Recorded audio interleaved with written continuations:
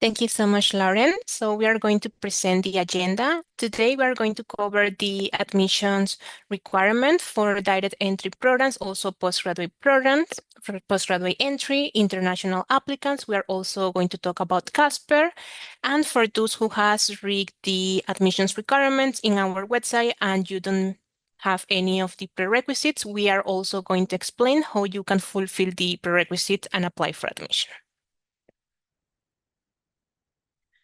First, we're going to start with our direct entry programs. So direct entry programs means that if you only have completed high school or grade 12, you can apply for these programs. They don't require any kind of bachelor's degree to be eligible for admission or to meet the admissions requirements.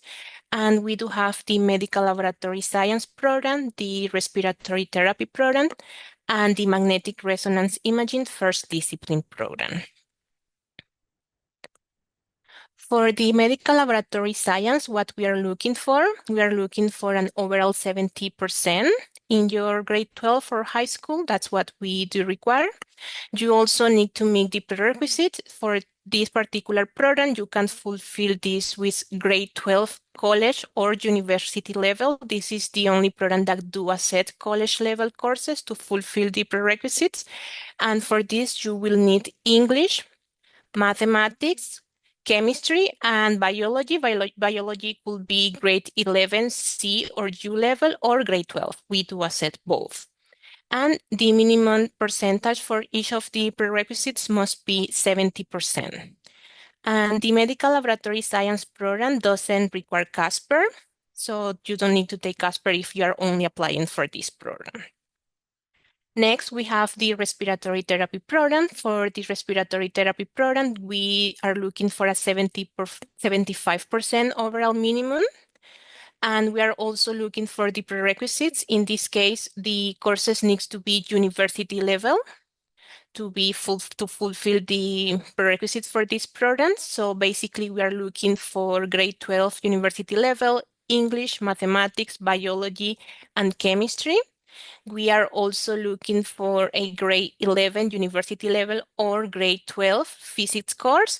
And we also require one additional grade 12 U or mixed level course for this particular program, and Casper is a mandatory requirement.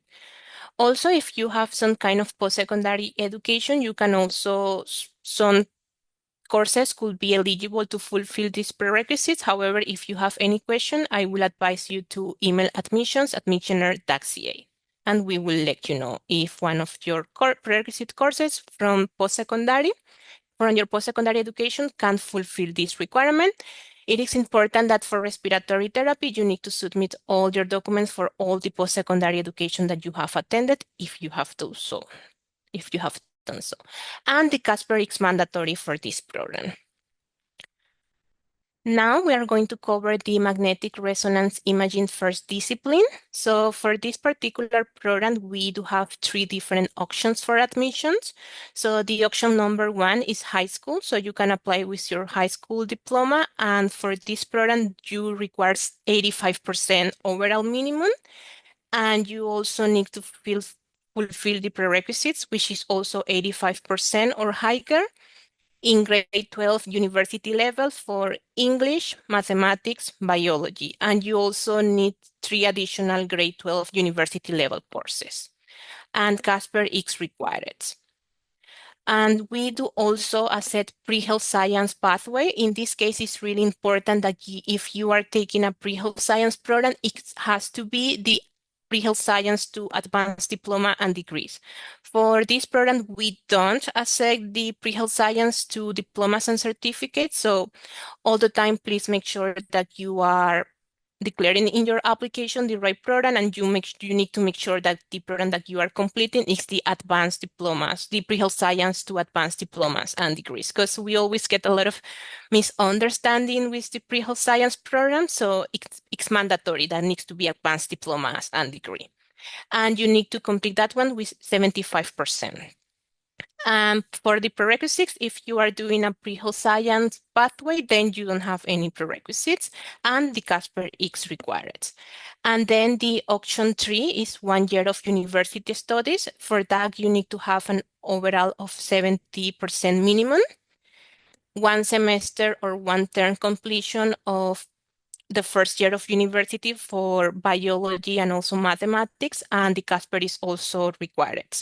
It is important to mention that, for example, if you have completed your whole degree, we will take the GPA from your whole degree, not only for the first year. So this is really important to mention for this particular program. So just keep that in mind.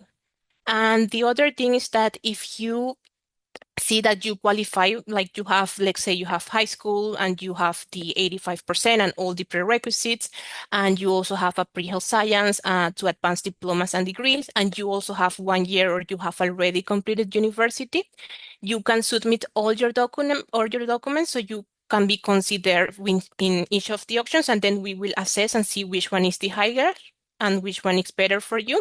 But keep in mind that for this one, we don't mix, which means that, for example, we cannot mix prerequisites from your high school with your university GPA and the pre-health science. So we only consider one of the three options. But if you have the three of them, we always encourage to submit all your documents so you can be considered for admission. And then we have the second entry program. So these programs are directly with the University of Toronto. We will have another webinar with the University of Toronto representative. The admissions for the nuclear medicine, radiation therapy, radiological technology, and it will be handled by the MRS team at University of Toronto, and the applications are through OUIC. So if you are looking for more information, you can visit our website or you can contact MRS at University of Toronto.ca. And now we're going to cover the admissions requirements postgraduate entry programs. So these are the programs that require the applicants to have a bachelor degree. So we have the Master of Cardiovascular Perfusion, we have the chiropody program, we have the diagnostic cytology, the genetics technology, and the ultrasound program. The educational requirements for the cardiovascular perfusion master is that you require to have a bachelor's of science, and also the prerequisites that we will be explaining later on. So always you can also check our website and you will find the full information over there. That's for option A. For option B, if you are a registered respiratory therapist or a registered nurse, you can also apply for this option, but you also need to have the Bachelor's of Science. So it will be a combination of both, and you need at least 1 year of critical care experience within the last 5 years, and the GPA requirement for this program is a GPA of 3.0 or 75%. Then we have the chiropody. For this year, we have a change in the admissions requirement. So we have a new option for entry that we have added. And first, we have the option A, which is a Bachelor's of Science plus the prerequisites that we will be covering later. And also, if you have a Bachelor's of Science in Kinesiology, that's also an option that you can use to apply for this particular program. And the CGPA requirement for this is 2.7 or 70%. We have also the diagnostic cytology. The prerequisite, the option A for admissions requirement will be a Bachelor's of Science, and the prerequisites.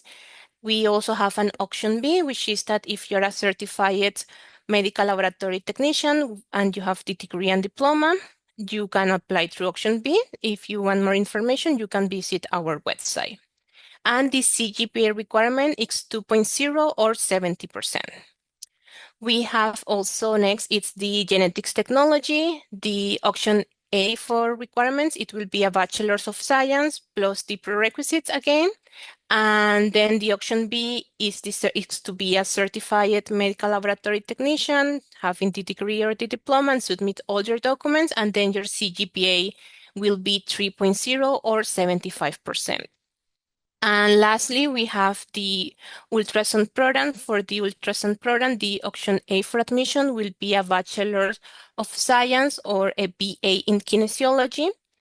And there is an option B for admissions, which will be to be a regulated healthcare professional and have a 3 year degree of or diploma. And then the CGPA requirement will be 3.0 or 75%.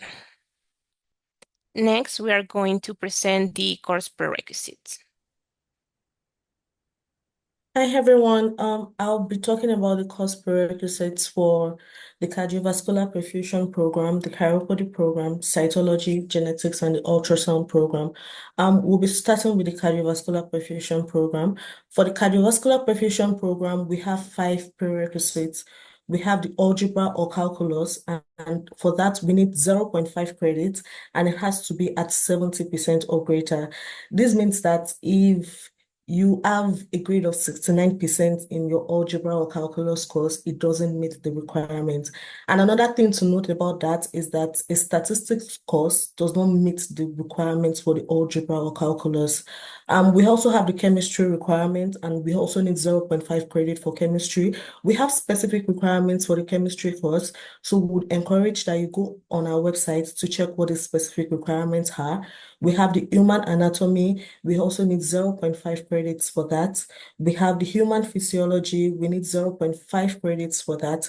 And then we have the physics course. We also need 0.5 credits for that. One thing to note is that biomechanics does not fulfill the physics course requirement. It has to be a physics course.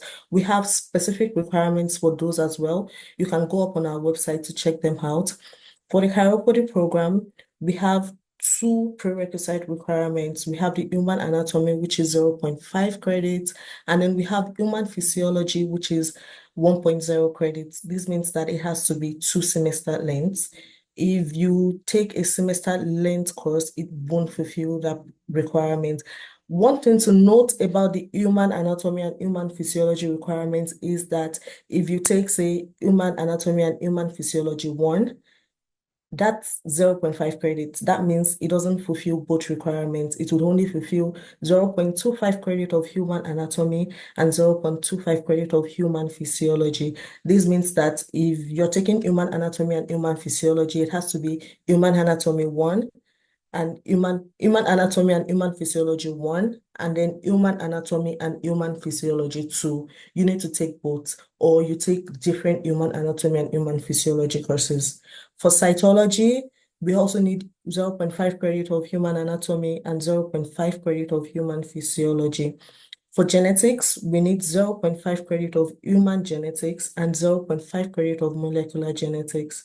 For ultrasound, we need 0.5 credit of human anatomy and 0.5 credit of human physiology. Now, ultrasound is different from every other program where we need a minimum grade of 70%.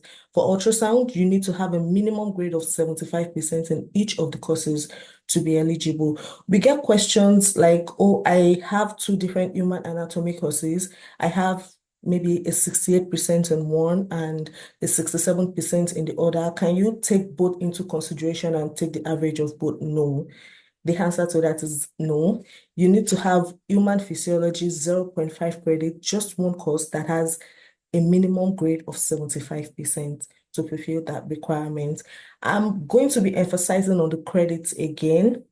0.5 credits is equivalent to 1 semester, and then 1.0 credits is equivalent to 2 semesters. So for human physiology, for chiropody, where you're required to have 1.0 credit for human physiology, you need to take 2 semester length courses, not just one, to fulfill that requirement. And if you have any specific prerequisite courses from your various institutions that you would love to confirm if they meet our requirements or not, you can always send us an email at admissions@michener.ca. We'll review those and get back to you.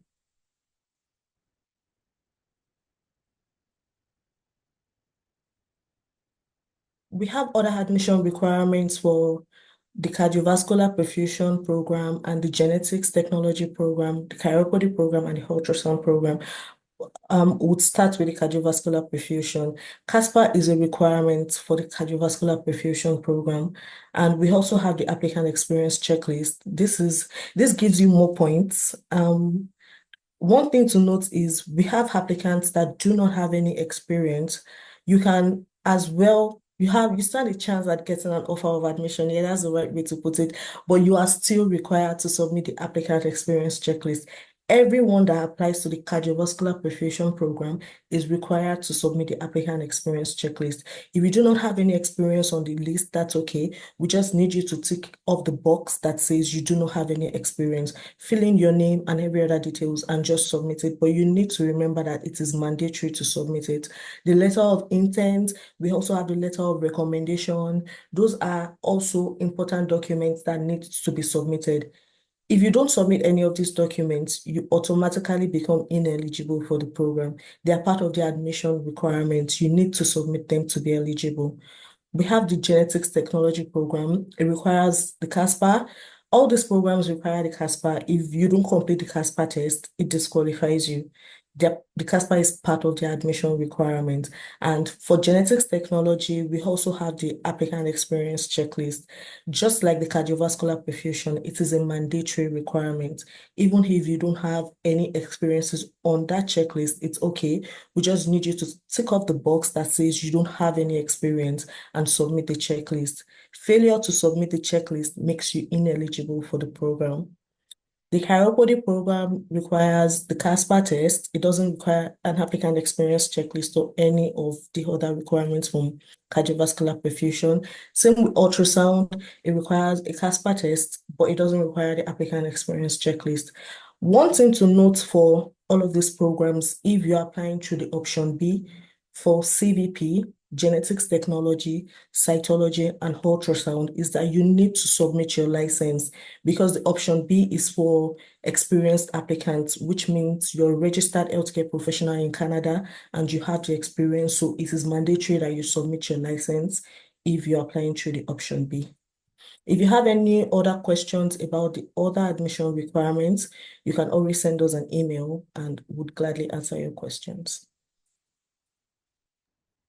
Thank you, Faith. In addition to what Faith has mentioned, so for the applicant experience checklist for cardiovascular perfusion and genetics technology, you can find the experience checklist in our website. It is available. You need to fill out that form. And as Faith has mentioned, this is mandatory for the admission requirement and needs to be submitted by the deadline, which is February 15, 2026.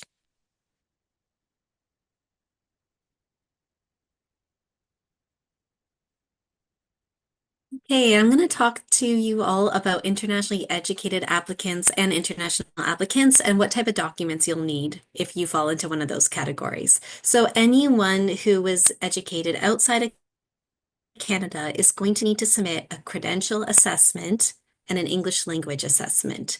And these are very important and you'll need them to qualify. So for the first one, the credential assessment that's required for admissions, we accept two different services. So for most of our programs, we're going to need a WES course by course evaluation, and that's because we need university transcripts to be evaluated by WES. The WES course by course evaluation shows us not just the degree and what it's equivalent to here in Canada, it says the course name, the credit weight and the grade, as well as the grade point average. So it's very important that for university transcripts, we see a WES course by course evaluation. For high school, or secondary school, we're going to need an ICAS comprehensive evaluation. And that one will also show us what the equivalency is for Ontario secondary school. So when you apply to Michener, it's very important that you start these evaluation process as soon as possible because they can take a very long time, especially ICAS, but they are required. Michener, as a policy, we cannot accept international transcripts that are not evaluated.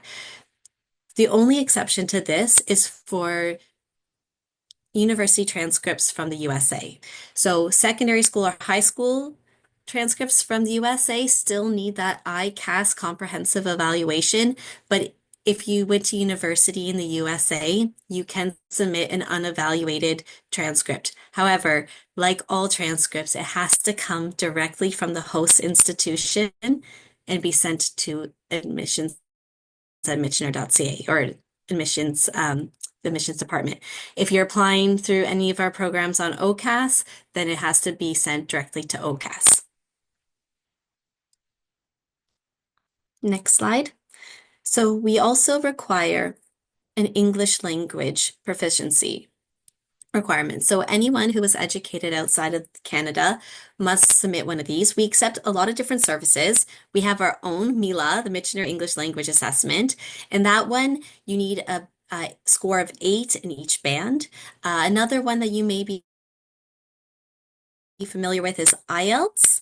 We need the IELTS academic. We need an overall score of 6.5 with 6 in each band, a minimum 6 in each band. We also accept TOEFL and Pearson. So for these, we really appreciate you can put your results on OCAS, and OCAS can verify them. We also can verify them on our own, but we will need to be able to see this and have see your English language assessment and have it verified. There are some exceptions to people who can waive the English language requirement, but they're very specific. And before I get onto that, sorry, there's one thing I didn't mention in the last one. English language requirements are only valid for 2 years. So it has to be, you must have taken the test 2 years at the point of application.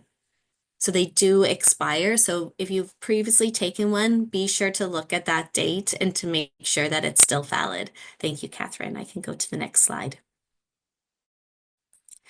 Okay, so there are ways to waive the English language requirement. So the first one is if you are a registered or licensed healthcare professional here in Canada. So if you do have that license and you are part of a regulated body, that is one way you can waive the English language requirement. And for that, we would need to see proof. We would need to see the official license. Second way to waive it is if you did 2 consecutive years of full-time studies in a Canadian university or college. So it's very important to note that if that's the case, yes, a Canadian university or college, and it has to be 2 years full time. So that's about 4 semesters. So it's so if you've taken a 1-year program, but you did it part-time, you spread it out over 2 years, unfortunately, that will not count. A lot of college diplomas are just 1 year in length. We need 4 semesters or 2 full years of full-time. The last way is if you were educated for 2 years of post-secondary in a country that is English language dominant. And on our website, we do have a list of what countries qualify. Now, it's very important to explain that even if your education was conducted in English, but it was delivered in a country that's not English dominant, unfortunately, we will still need an English language assessment. So it's only if you have post-secondary education in a country that is deemed English dominant. And to verify this, we would need the official transcripts or WES evaluation from that post-secondary education.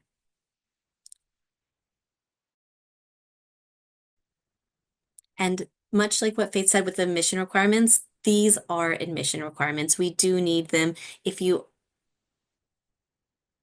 do not submit an English language assessment and it shows that you're internationally educated or you're an international applicant, unfortunately, it will make you ineligible. So it's very important that if you have any international education, that you do indeed read through the English language and the credential evaluations. Thank you, Lauren. Now we are moving to our Casper test. As mentioned before, Casper is a mandatory part for our programs, especially like for the cardiovascular perfusion, for the chiropody, genetics technology, magnetic resonance imaging first discipline, respiratory therapy, and ultrasound. So it is really important that you take the Casper because if you submit all your documents, all your transcript, you meet all the prerequisites, but then you don't take the Casper, then you are ineligible for admission because this is part of the mandatory assessment for the admissions. So for the Casper, we are going to cover how to register for this test. If you are applying or if you have applied for the cardiovascular perfusion, you need your 9-digit Michener ID. We send the Michener ID when we send the application acknowledgement. The application acknowledgement is being It's done on weekly basis. So you will be receiving your Michener ID with your acknowledgement email. And then for the rest of the programs, if you have applied through OCAS, then you can use what you have to use to register for the Casper is the OCAS application number that you will find on your dashboard, and it starts with the number 26. It is important to say that if you are applying for cardiovascular perfusion, but also you're applying for any of the other programs in the list, you can go ahead and register with your OCAS application number, and that will also apply for the cardiovascular perfusion because you only need to do one CASPER. So if you're applying for 3 programs in the list that require a CASPER, you don't need to take 3 CASPERs. You only need to take one, and it will be like one CASPER for all the programs that you have applied for. And also, it's important to please ensure that you are adding Michener on your CASPER distribution list. So these are the upcoming Casper days. The next one will be on November 6th, November 30th, December 2nd, January 8th, January 22nd, and the last one will be on February 19th. So if you haven't applied yet for admission, if you haven't submitted your application for any of our programs, please make sure that you are doing this as soon as possible, and also that as soon as you apply for these programs, you are also registering for the Casper test, as the last day is February 19, and this is a mandatory requirement. So for registration and preparation for Casper, as we have mentioned before, so you can use your OCAS application number for any of the OCAS program, and then for the cardiovascular perfusion, you have to use your 9-digit Michener ID. For the preparation, there is a lot of resources. We advise you to visit Acuity website, which is the company who does the Casper test. You will find all the information and also a link to this website in our Michener website on their mandatory assessment. You will find all the information as well. You will see all the upcoming days. So it is important that you go through the different resources because this is a really important test and preparation is key. They do have mock tests, and also it is important for applicants to get familiar with the format of the test. So we will advise you to visit their website and then use all the resources that you need. And if you need any kind of accommodation, feel free, like you can reach out directly to Acuity, and they are the ones who will be able to provide you with accommodation for your test.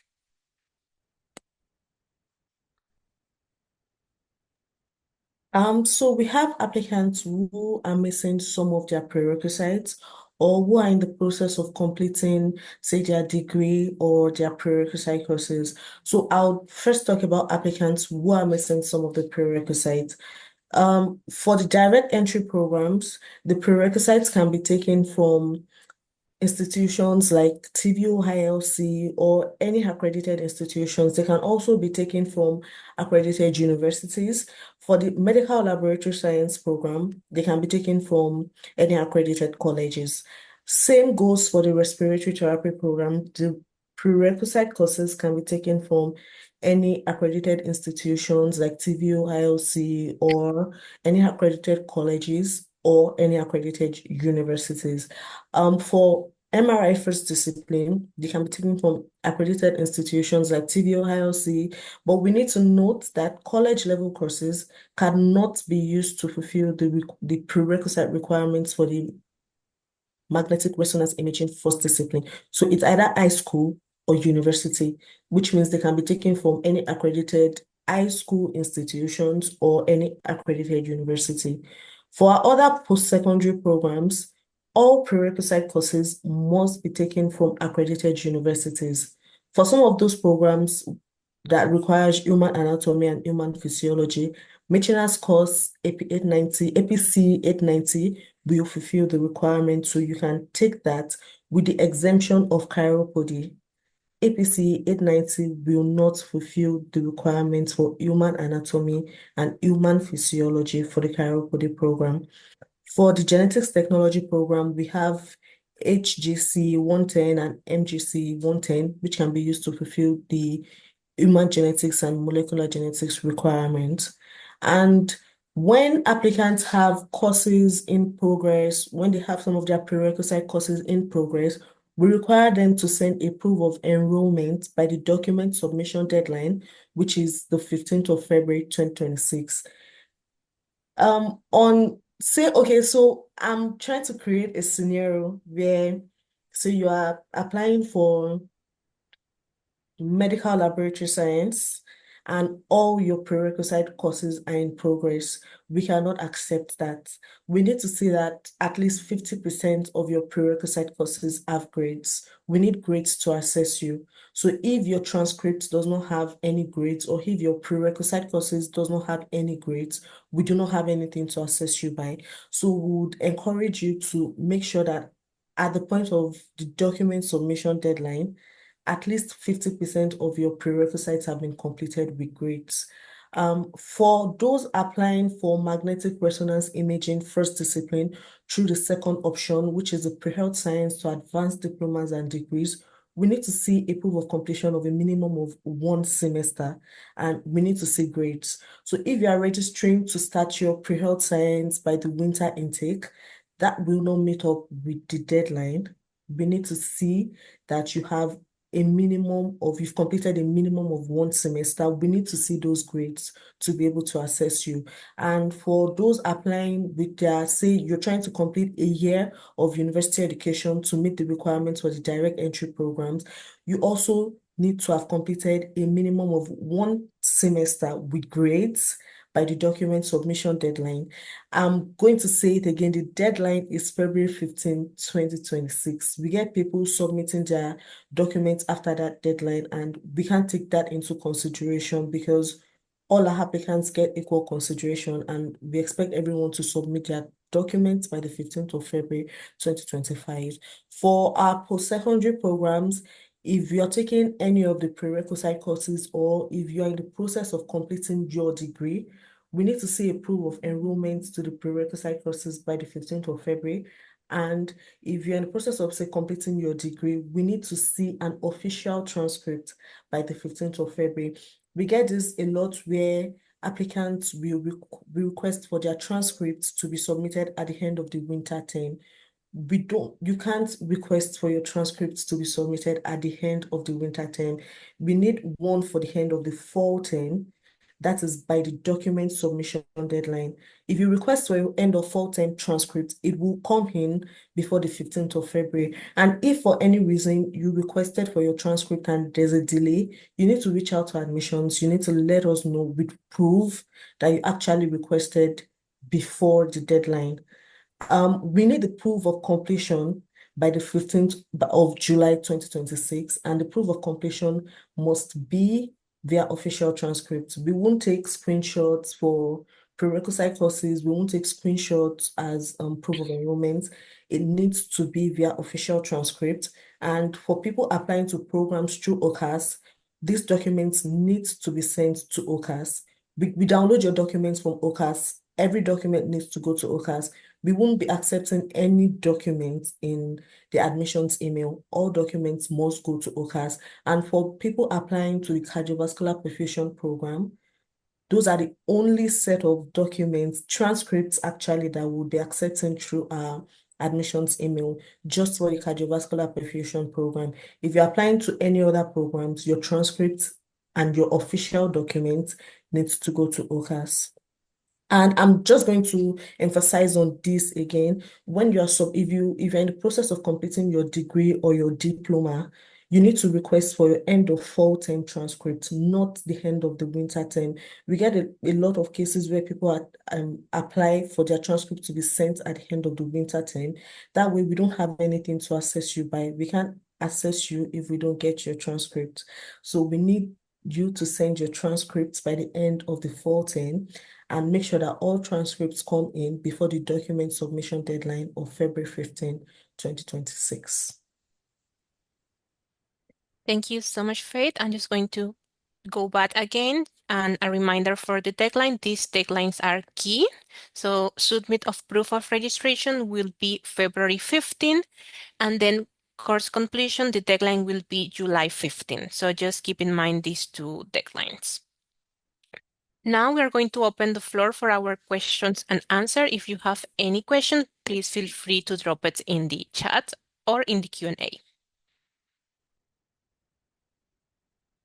Okay, so we have some questions coming in. Okay, so someone said, how are repeat courses considered for the cardiovascular perfusion program? Would I be considered as equally competitive as another applicant who hasn't repeated these courses? That's a great question. And I'll let Faith answer that one. Oh, Faith, you're muted. Sorry. I'm sorry about that. So the average of all repeated courses are taken into consideration.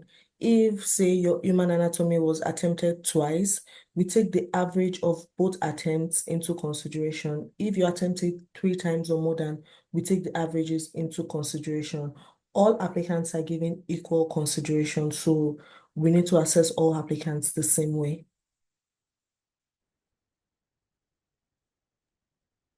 Thank you, Faith. All right, someone else said, where do I submit proof of completion of courses such as MGCE 100? And just a reminder, that's one of the prerequisite courses that Michener offers for the molecular genetics prerequisite for the genetics program. So I'll let Catherine answer that question. Thank you, Lauren. So we are going to be able, like, once you have completed the program, we are going to be able, like, one of the ways that you can let us know that you have completed, you can email us, and we can also check, because if you are taking the course with Michener, we are able to see the completion of this program. And Faith, do you have something else to add for this question? Oh, yes, you can also just submit it. Any proof that you have, say your transcript or your certificate of completion, you can send it to OCAS and we'll pick it up from there. So you don't necessarily have to email us. When we see it, we'll go on our portal to check what grade you had in it. Thank you. As someone said, can I submit more than one letter of recommendation? And that would be for the cardiovascular perfusion program. I'll let Catherine answer that one.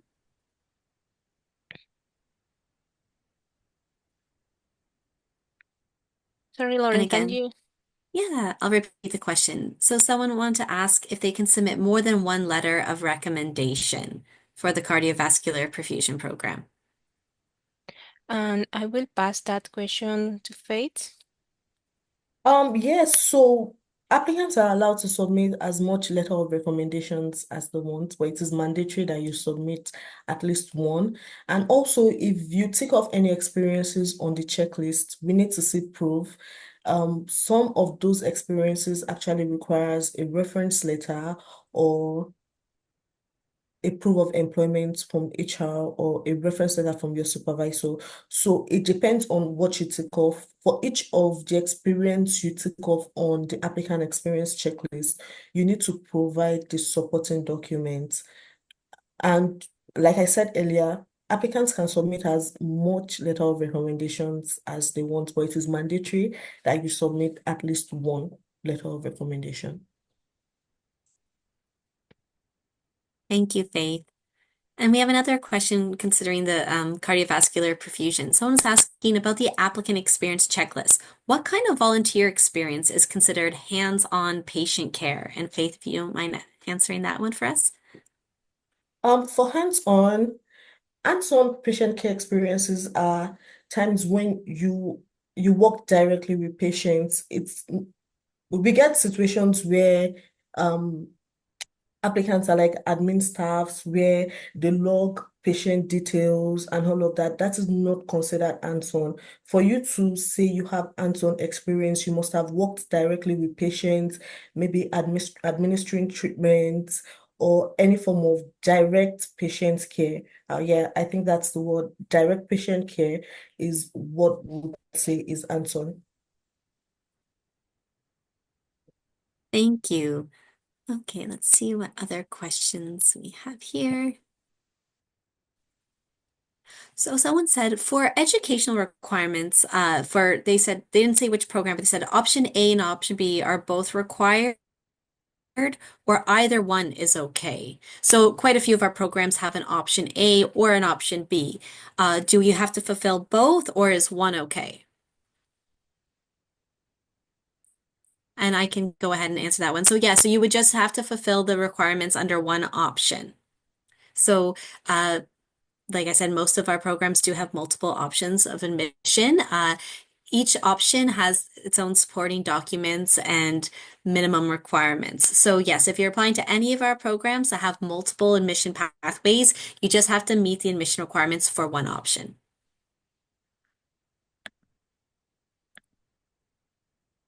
Okay, I'm gonna answer another one. For someone who has completed a bachelor's degree, a bachelor's of science, is the prerequisites considered individually or the GPA in general for medical laboratory technology program? Okay, so I believe what you're asking is, yeah, so is it the GPA in general for a medical laboratory program or the individual prerequisites? I'll let Faith answer that one. So those are two different requirements.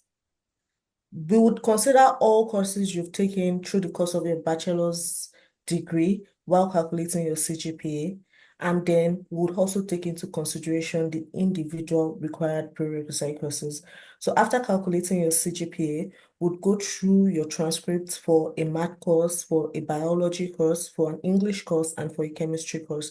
So those are two different requirements. We'll be taking a look at both, not just one of them.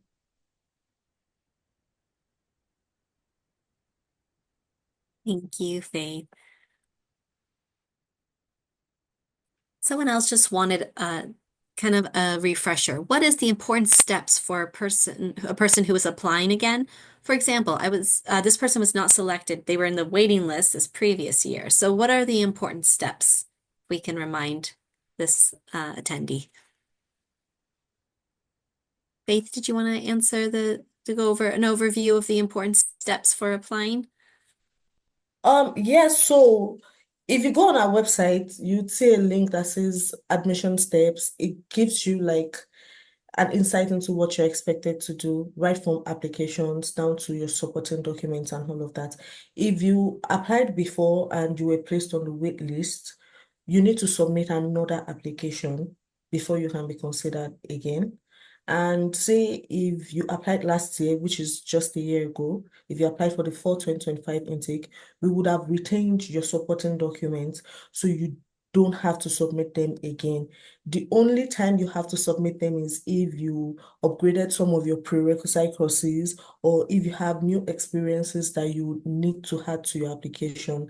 And also if you're applying for CVP or genetics technology where you have the applicant experience checklist, you are required to fill a new applicant experience checklist for every application and submit it. So while we can use the documents you submitted previously, your transcript and other documents, we require a new applicant experience checklist.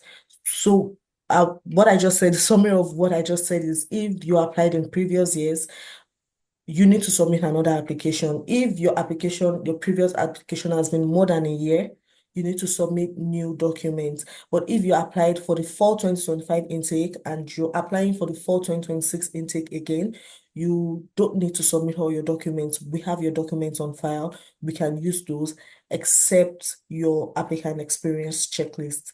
And also, if you upgraded any of your prerequisite courses or you gain new experiences within the last 1 year that you think will help your application, then you would need to submit those documents.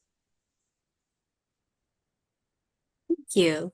Um, Someone would like to ask if would we accept courses from Athabasca University despite them being online? So I guess from online courses, would we accept online courses to fulfill prerequisites? I'll let Faith answer this.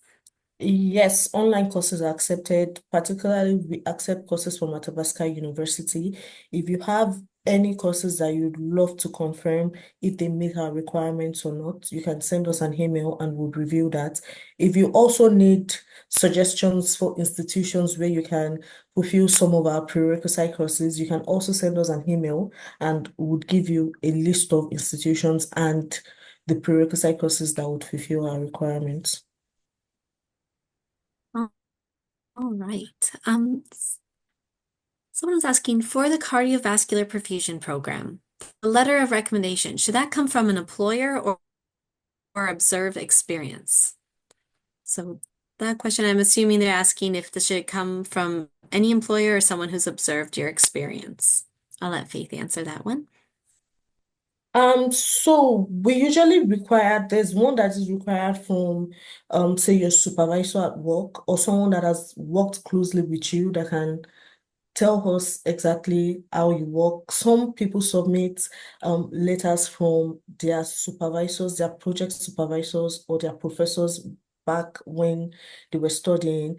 And for the observe, I'm assuming you're asking if you say observed a perfusionist and then if you can submit a letter from them. So while we don't have that option on our checklist again, we'll still strongly encourage you to submit that letter.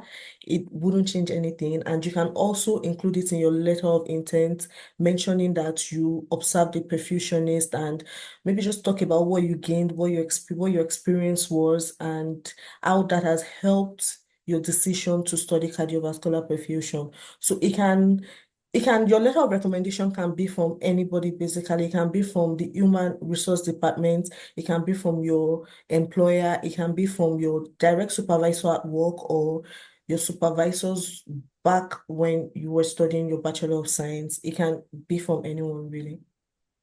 Thank you so much. And that actually answers another person's question. They were asking, since the experience with shadowing a perfusionist is no longer an option on the checklist, would it not matter if a CVP applicant writes you a letter of recommendation, or a perfusionist writes you a letter of recommendation or not? And as Faith said, you can still submit that as a letter of recommendation or include it in your letter of intent. It is no longer applicable for points on the checklist, but you can still include that experience in the other admission documents required.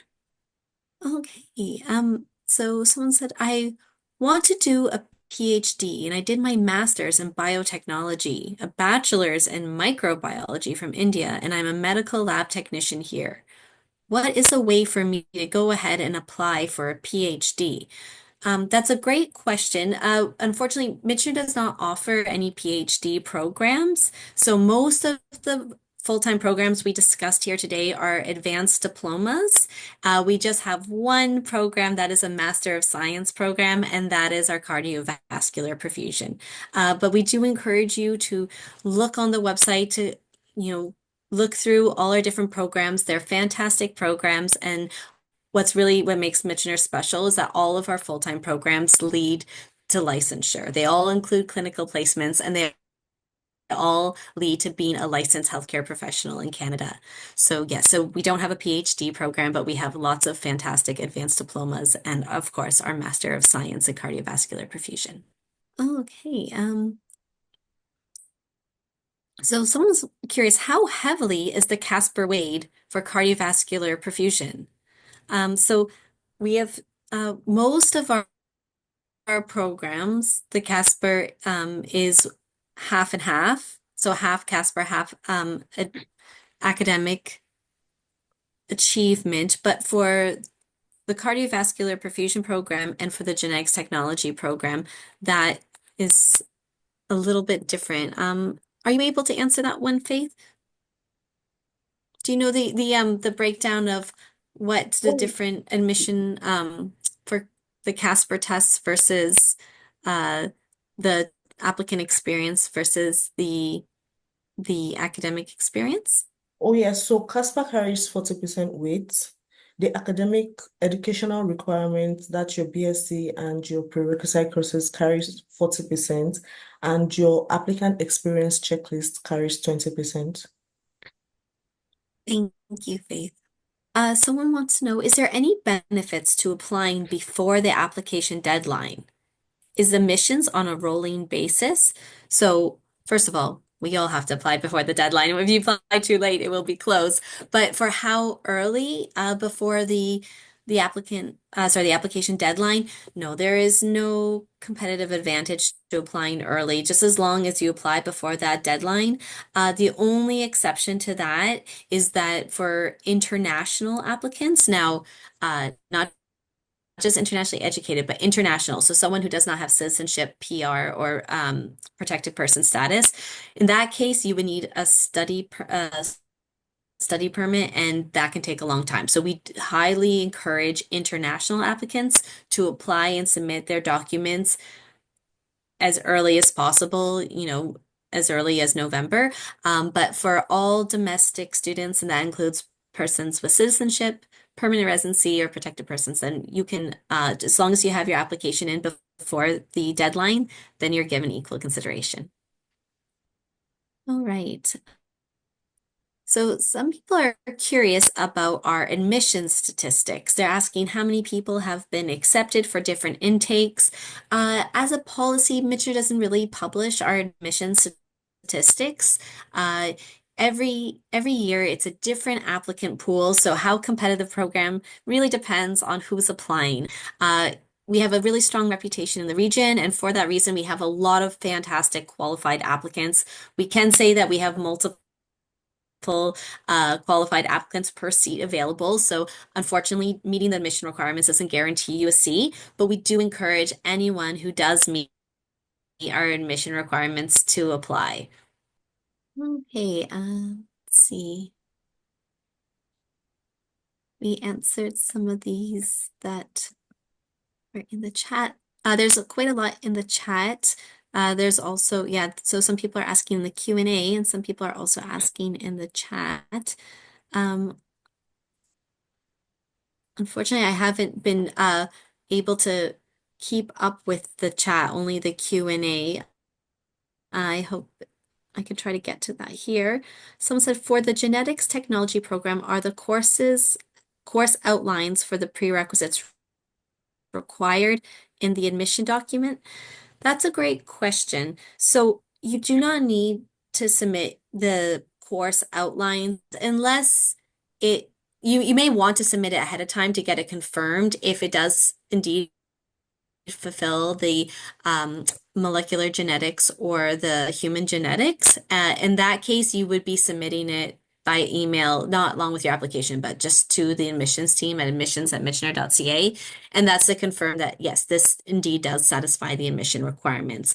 But if it's a course you've already consulted on, or it's very obvious that that does fulfill the admission requirements, you do not need to submit the course outline. However, there is an applicant experience checklist for the genetics technology program, and one of the things you can get points on is for taking lab courses. So you can get up to 25 points. That's 5 points per lab course. So be sure to submit the course outlines or the official syllabus for those lab courses to get the applicant experience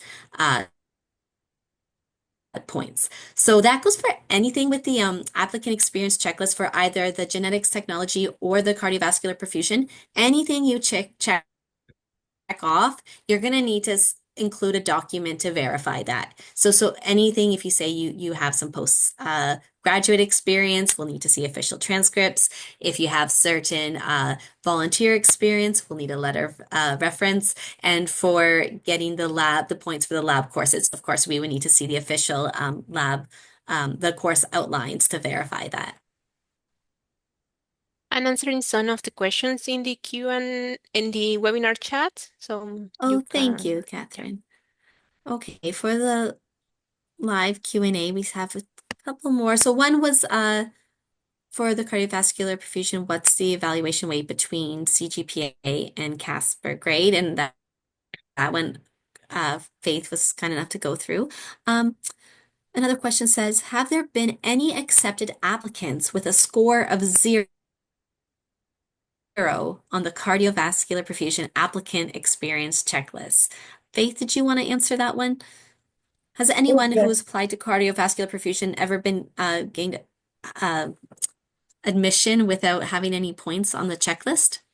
Yes, so while applicants are assessed based on their CASPA tests, their CGPAs or prerequisite courses, and the applicant experience checklist, the chances of getting an offer of admission increases when you score high across board, which is across the CASPA test, when you have a good CGPA, and then when you have enough points on your applicant experience checklist. But that doesn't mean you cannot get an offer of admission if you do not have any experiences.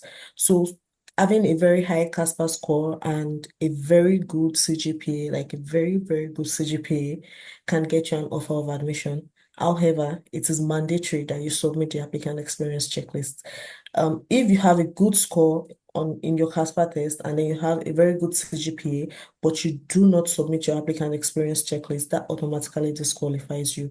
The checklist is important. So even if you don't have any experiences, you can still get an offer of admission. But to get an offer of admission without any experience, you must have scored high in the other two areas, which is the CASPA test and your CGPA. Thank you so much, Faith. All right, so we're just trying to make sure we answer all the questions in the chat. So we're just going to take a minute to go through and make sure that they've all been answered. And then and while we're doing that, I can be answering the questions in chat if Catherine wants to let people know how else they can get in touch with us. So Catherine, is it possible for you to switch to the next slide so they can see Oh, yes. they can see how else they can get in touch with us? So we Can have you? our Ask Me session. Oh, great. Thank you so much. So we have our Ask Me sessions every Friday. So these are drop-in sessions. They are every Friday from 1 p.m. to 2 p.m. You'll usually have, a few mission officers, some people from our recruitment team, and we are able to answer admission questions and application questions. And this is a service we have every Friday, and definitely take advantage of this. You can talk to one of us here, and we're happy to answer any individual questions you have.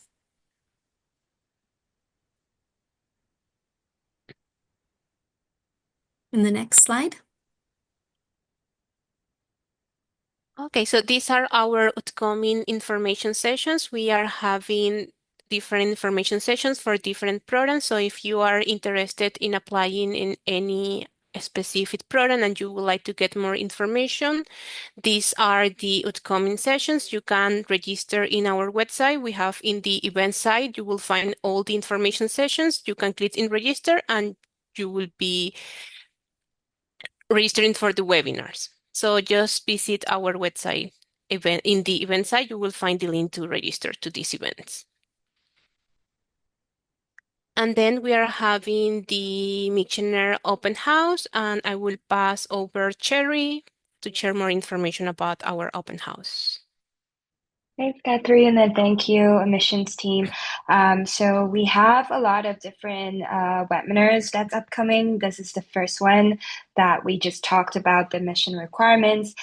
We have a Michener Monday series. So next Monday, we'll talk about imaging careers. And then following Mondays, we'll talk about different careers, including patient care, critical care, and more. So feel free to register on our website's events page.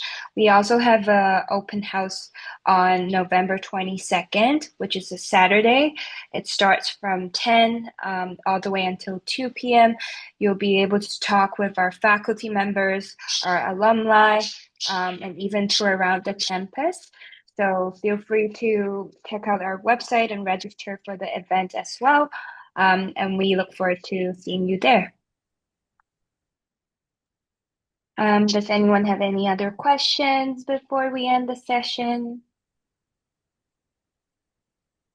All right, so if there are no questions, well, we hope to see you in the upcoming webinars.